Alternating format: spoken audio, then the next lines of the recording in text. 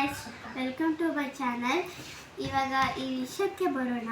Hard ವರ್ಕ್ನ smart work ಹೇಗೆ ಮಾಡೋದು ಅಂದರೆ, ನೀವು ಬೇಗನೆ ಈ ಚಾಪ್ಟರ್ನ ತುಂಬ ಕಷ್ಟ ಇದೆ ಅಂತ ಅಂದ್ಕೊಂಡು ಬೇರೆ ಚಾಪ್ಟರಿಗೆ ಹೋಗಬೇಡಿ.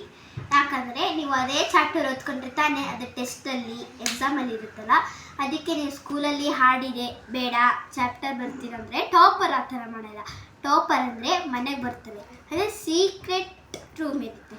ಫಸ್ಟ್ ಎಕ್ಸಾಂಪಲ್, ನೀವು ಮನೆಗೆ ಹೋಗ್ತೀರಾ, ಮನೆಗೆ ಹೋದ್ಮೇಲೆ ಒಂದು ಸೈಲೆಂಟ್ ಜಾಗದಲ್ಲಿ ಓದ್ಕೊಬೇಕು. ಸೈಲೆಂಟ್ ಜಾಗದಲ್ಲಿ ನಮ್ಮ ಮೈಂಡ್ ಏನಾಗುತ್ತೆ, ಈ ಕಿರಿಕಿರಿ, ಟಿ ವಿ ಸೌಂಡು, ಮಾತಾಡೋ ಸೌಂಡು, ಅದಕ್ಕೆ ಓದೋಕ್ಕೆ ಬೇಡ ಅನಿಸುತ್ತೆ.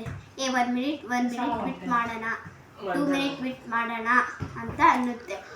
ಅದಕ್ಕೆ ನಾವೇನು ಮಾಡಬೇಕು, ಸೈಲೆಂಟ್ ಜಾಗದಲ್ಲಿ ಹೋದರೆ ಆ ಮೈಂಡೆಲ್ಲ ಈ ಟೆಕ್ಸ್ಟ್ ಬುಕ್ಕಲ್ಲೇ ಈ ಓದೋದ್ರಲ್ಲೇ ಗಮನ ಕೊಡುತ್ತೆ. ಓಕೆನಾ? ಸೆಕೆಂಡ್, ನೀವೇನ ಬೇರೆ ಟಿ ವಿ ಆಫ್ ಮಾಡಬೇಕು, ಸೈಲೆಂಟ್ ಜಾಗದಲ್ಲೇ ಕುಂದಿರಬೇಕು. ಇಲ್ಲಾಂದರೆ ಮೈಂಡು ಕ್ಯಾಲ್ಕುಲೇಷನ್ ಆಗೋದಿಲ್ಲ, ಓದೋದ್ರಲ್ಲಿ ಆಗೋದಿಲ್ಲ. ನೆಕ್ಸ್ಟ್, ನೀವು ಒಂದು ಟೈಮ್ ಟೇಬಲ್ ಮಾಡಬೇಕು.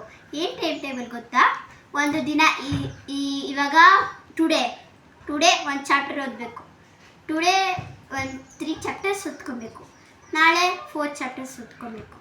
ಈ ಥರ ಒಂದು ಟೈಮ್ ಟೇಬಲ್ ಮಾಡಿರಬೇಕು.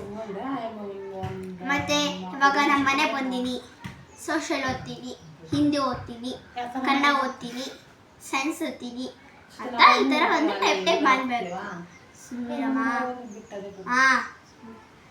ಟೈಮ್ ಟೇಬಲ್ ಮಾಡಿದ್ರೆ ನಿಮಗೆ ಎಲ್ಲ ಗೊತ್ತಾಗುತ್ತೆ.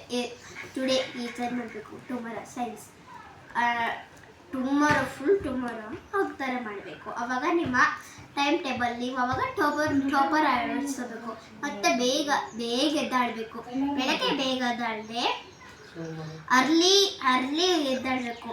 ಹಾಗೆ ಅರ್ಲಿ ಎದ್ದಾಡಿದ್ರೆ ಮಾರ್ನಿಂಗು ಓದ್ಕೊಬೇಕು, ಈವ್ನಿಂಗು ಓದ್ಕೊಬೇಕು. ಹಾಗೆ ನೈಟ್ ರಿವಿಷನ್ ಮಾಡ್ತೀನಿ.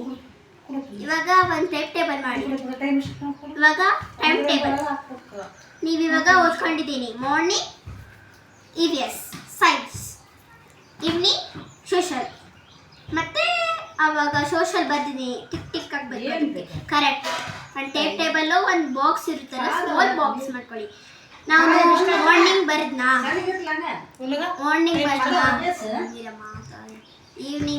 ಈವ್ನಿಂಗ್ ಟಿಕ್ ಹಾಕಬೇಕು, ಮತ್ತು ನೈಟ್ ಕೂಡ ಟಿಕ್ ಹಾಕಬೇಕು. ಈ ಥರ ಒಂದು ಟೈಮ್ ಟೇಬಲ್ ಮಾಡಿಕೊಂಡ್ರೆ ನಿಮಗೆ ರಿವಿಷನ್ನು ಆಗುತ್ತೆ.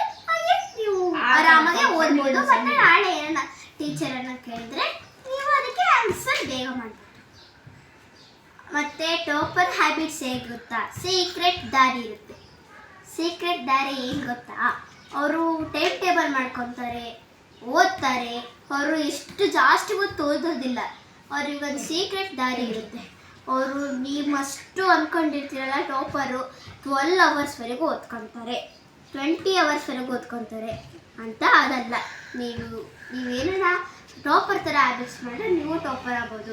ಹಾಗೆ ನೀವು ಮಾರ್ಕ್ಸ್ ತುಂಬ ಜಾಸ್ತಿ ತೆಗಿತೀವಿ, 99% ತೆಗಿಬೋದು. ಈ ಥರ ಒಂದು ದಾರಿ ಮಾಡಿದ್ರೆ ನೀವು ಚೆನ್ನಾಗಿ ಓದಬೇಕು, ಕ್ಯಾಲ್ಕುಲೇಷನ್ ಮಾಡಬೇಕು. ಈ ಥರ ಓದಬೇಕು, ಈ ಥರ ಮಾಡಬಾರ್ದು. ಒಂದು ನೋಟಲ್ಲಿ ಬರ್ಕೊಳ್ಬೇಕು, ಒಂದು ನೋಟ್ ಇರಬೇಕು.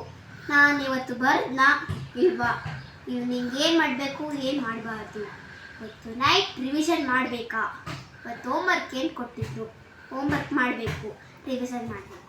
ಇಷ್ಟೇ. Thank you.